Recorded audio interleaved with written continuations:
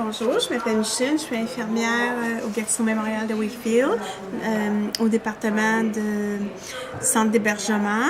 Mon rôle, c'est d'assister une équipe de travail qui comprend 2 auxiliaires, 6 préposés et on a la surveillance de 32 résidents. Mon quart de travail, ce sont des quarts de travail de 12 heures. Je commence à 8 heures le matin, je termine à 20 heures le soir. Donc, on reçoit un rapport de ce qui s'est passé la veille concernant les usagers. Il y en a 32 avec les spécificités.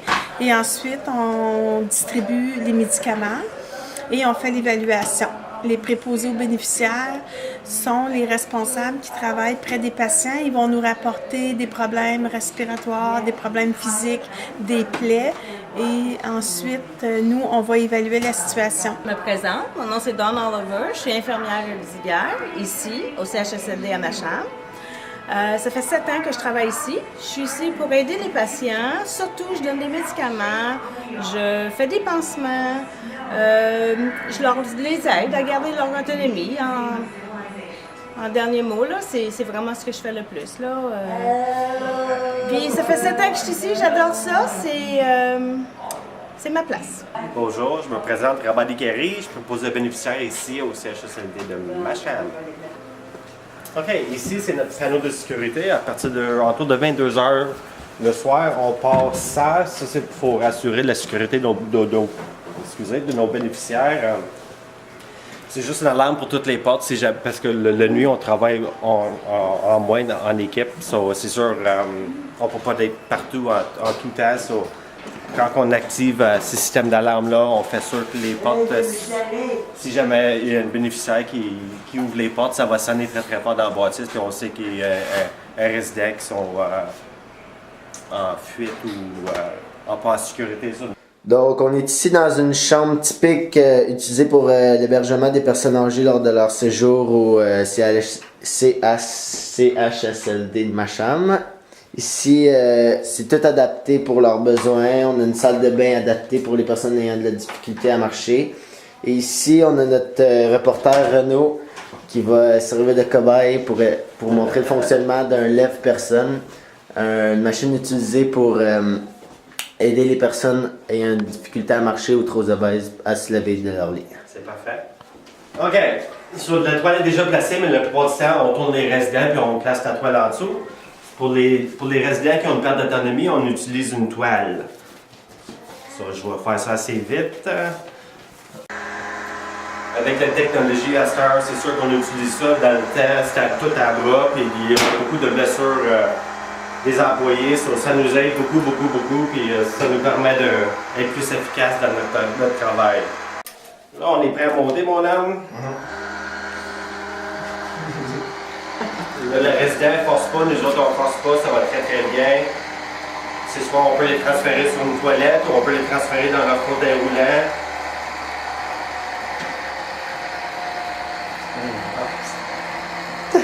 C'est bon jusqu'à 440 livres.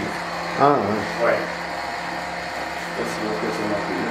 Est-ce que vous avez déjà eu un cas où la personne ne pouvait pas être levée par ça? Par ça, non, pas encore. À l'hôpital où j'ai travaillé, c'est sûr qu'on a des lève-personnes qui sont faites bien plus fort que ça, parce que tu vois que c'est pas, il y a un bon support, mais pour 440 livres, c'est juste... Alors bonjour, ici ce sont les chambres que les résidents occupent durant leur dernier séjour. Habituellement, c'est leur dernière demeure. Donc, ils personnalisent leur chambre. Ici, c'est une chambre pour les patients et leurs familles qui sont en soins palliatifs. Et c'est quoi ça, les soins palliatifs? C'est ceux qui sont en train de mourir. Donc, ce sont des salles où la famille peut se recueillir, manger, ils peuvent dormir ici. Alors, dans un CHSLD, ce qu'il faut comprendre, c'est que la personne n'est plus capable de demeurer à domicile. Elle reste ici et finalement finissent par décéder ici. vous expliquer les codes d'urgence. Donc, il faut que vous compreniez que moi, avant, j'ai travaillé 23 ans à l'urgence. Donc, quand on a un code bleu, c'est universel dans tous les hôpitaux. Ça veut dire qu'il y a un arrêt cardio-respiratoire. Un code blanc, c'est un code où une personne est agressive envers le personnel ou un autre bénéficiaire. Un code rouge, c'est un incendie. Un code noir, c'est un colis suspect ou une alerte à la bombe. Un code brun, c'est un déversement de liquide chimique. Code orange, c'est un sinistre extérieur. Ça veut dire qu'on pourrait être près d'une compagnie qui aurait une explosion et qui ne serait pas dans notre établissement.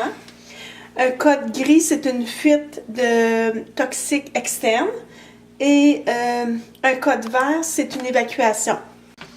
Et donc, avez-vous souvent des codes ou des urgences comme ça?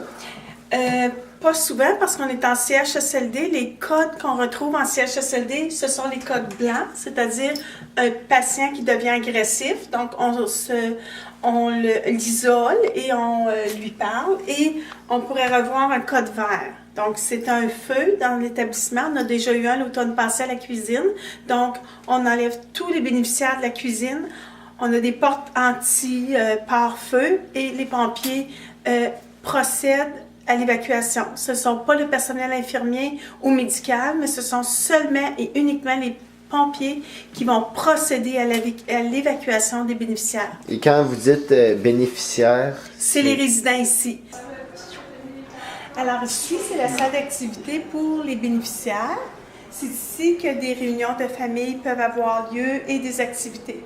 Donc, on a une chapelle ici où ils peuvent se recueillir.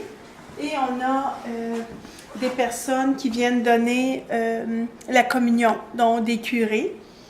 Et ici, tous les mardis, il y a le bingo. Et ils peuvent venir ici pour regarder des revues, des photos, des albums photos. Donc, pour finaliser, ici, c'est la salle à dîner où les 32 bénéficiaires se rendent chaque matin pour prendre les déjeuners, dîners et soupers.